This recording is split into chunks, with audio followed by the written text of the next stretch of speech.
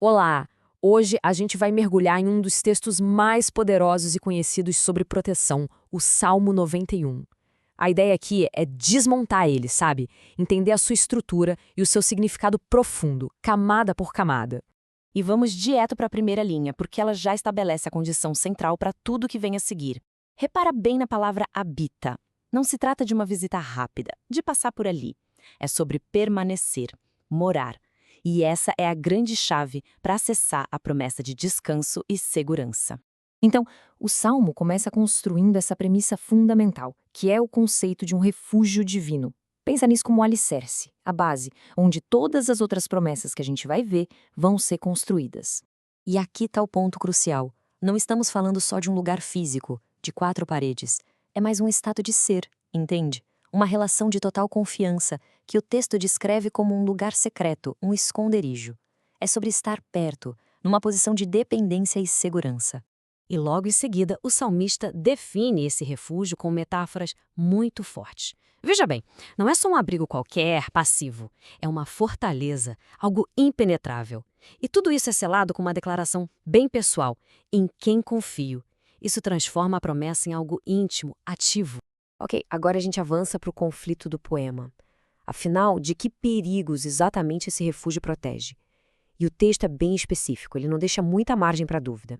O salmo começa com um verdadeiro catálogo de ameaças. E essa comparação inicial já cobre as 24 horas do dia, do terror psicológico, aquele que ataca a mente no escuro, até o perigo físico, claro e evidente, que acontece à luz do dia. Basicamente, nenhum momento fica descoberto. E a lista continua, ficando ainda mais específica. Fala do laço do passarinheiro, que simboliza aquelas armadilhas escondidas, astutas, e vai até crises de saúde pública devastadoras, com a peste perniciosa. Ameaças que são súbitas, ocultas, premeditadas, tá tudo aí. Para a gente ter uma ideia da escala do perigo, o texto usa uma imagem muito dramática. Ele diz que 1000 pessoas podem cair ao lado de quem está debaixo dessa proteção.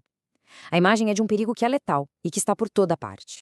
E, como se não bastasse, o número aumenta para 10.000 à direita. Isso só reforça o cenário de uma catástrofe em massa, sabe? Um mundo onde destruição parece ser a regra para todo mundo ao redor. Só que, apesar de tudo, do caos e das probabilidades esmagadoras, a promessa central é essa aqui: segurança pessoal absoluta. É uma declaração de que, em meio à calamidade geral, existe uma exceção para quem confia. Certo. Mas como é que essa proteção extraordinária acontece na prática? O Salmo usa uma série de imagens muito vívidas para explicar essa mecânica, e vai muito além da ideia de uma simples muralha.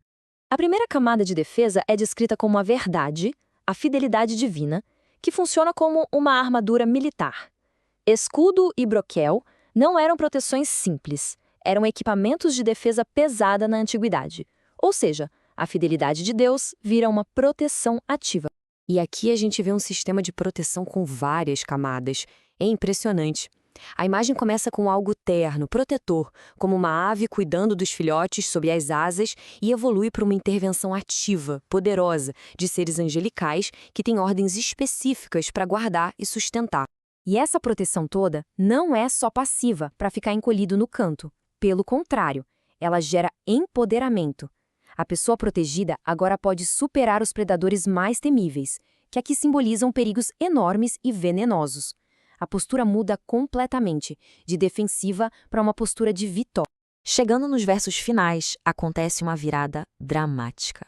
A voz que narra muda. Não é mais o salmista falando.